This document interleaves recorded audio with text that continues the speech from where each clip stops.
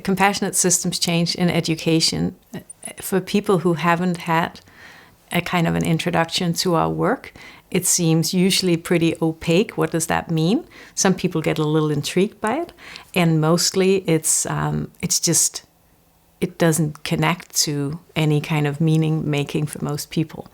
So, and I, for many, many years, when people asked me what I was doing, I would tell them, come to a workshop and then we can have a conversation, because it's really hard to explain the experience of the work. And part of it is, I say sometimes, try to explain what it feels like sleeping to somebody who's never tried to sleep, or try to explain what it feels like being hungry if you've never had the experience. It's if we don't have an embodied sense of it, it can be a little hard. But overall, the idea is that the structures in place, the kind of root of systems thinking and systems understanding is that structure shapes behavior. And the structures of education are shaping the outcomes that we're seeing today. And those are outcomes that nobody really wants, of kids being disconnected and a kind of a decline in learning and understanding, and not a lot of critical thinking, and teachers being burned out, and schools, generally speaking, in most countries being kind of scapegoats, or places where we place responsibility for the well-being of our kids and so on, and it's not working very well.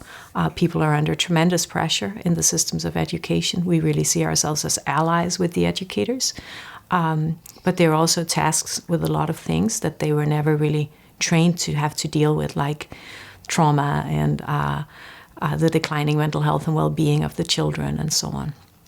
So for compassionate systems change to happen, it's essential that we have the system in the room. And that means the children in the classroom, and the teachers that surround them, and the people that do, after-school activities, like out-of-school activities, and the principals and the leaderships and so on, and the parents, of course.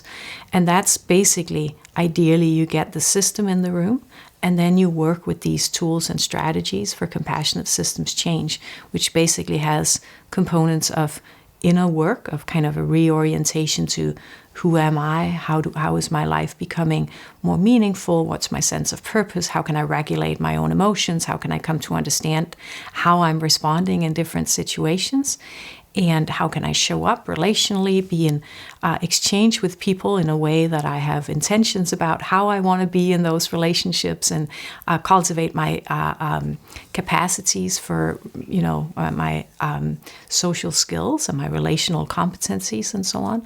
And then how in return does that influence and impact the structure of the system that we're in. And in this case, of course, education. What does the classroom need to look like if we think and feel this way? What is the school? How would we like the school to feel as we come into it?